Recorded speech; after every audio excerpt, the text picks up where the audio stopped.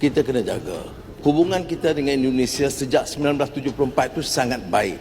Rundingan itu diteruskan di semua peringkat. Pergerakan serius Indonesia untuk bisa menaikkan kekuatan pertahanan semakin serius.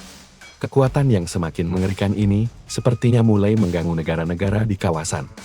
Mengingat kini, Asia Tenggara tidak lagi berada di pinggir panggung geopolitik dunia. Banyaknya titik temu kepentingan global, mulai dari jalur perdagangan internasional sampai perebutan pengaruh militer, membuat ASEAN mulai memegang kunci penting. Di tengah dinamika tersebut, Indonesia perlahan bergerak ke posisi yang jauh lebih strategis. Mulai dari modernisasi militer, diplomasi pertahanan, dan sikap politik luar negeri yang semakin tegas, membuat Indonesia mulai dipandang berbeda oleh negara-negara di sekitarnya.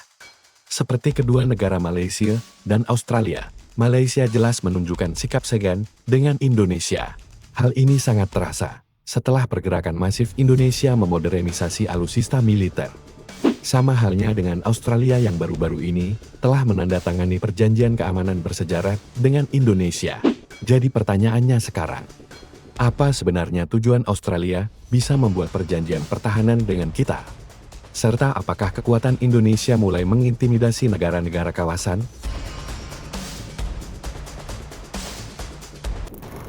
Efek gentar Indonesia dari sleeping giant menuju aktor kuat baru di kawasan. Selama bertahun-tahun, Indonesia disebut sebagai sleeping giant di Asia Tenggara. Negara dengan potensi besar, namun kekuatan militernya tidak pernah dianggap sebagai faktor penentu dalam perhitungan strategis kawasan.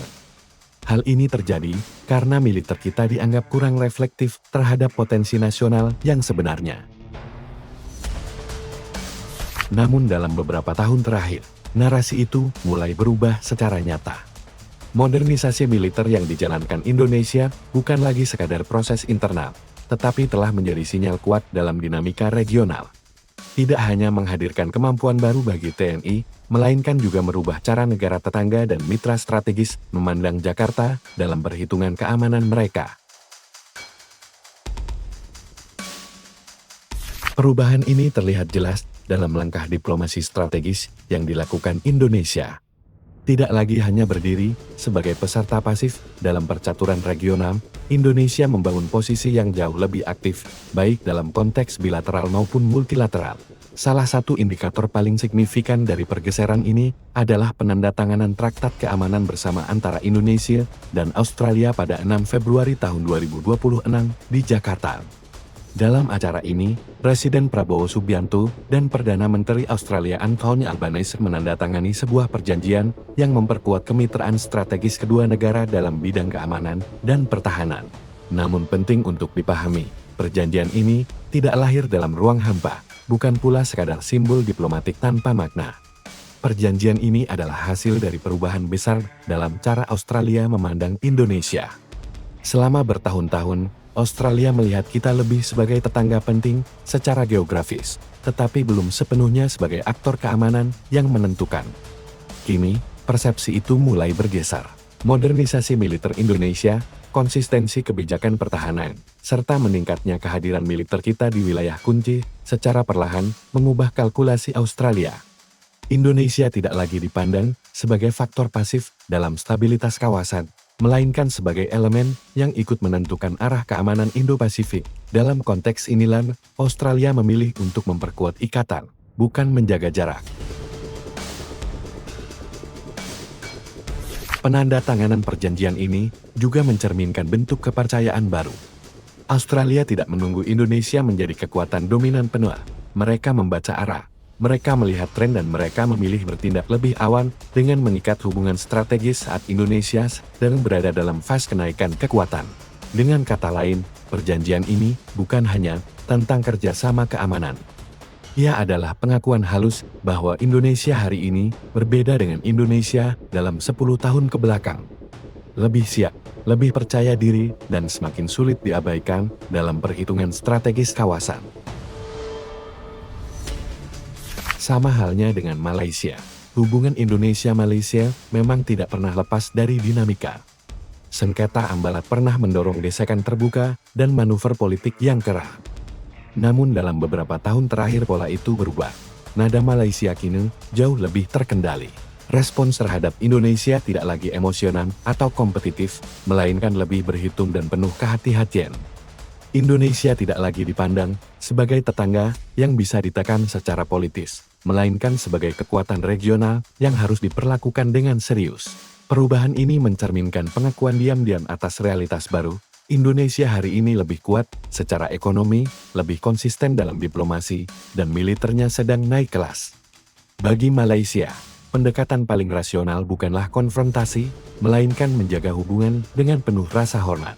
Inilah bentuk efek gentar Indonesia, tanpa ancaman, tanpa konflik, tetapi cukup kuat untuk membuat sikap negara lain berubah menjadi lebih waspada, lebih sopan, dan jauh lebih berhitung daripada sebelumnya.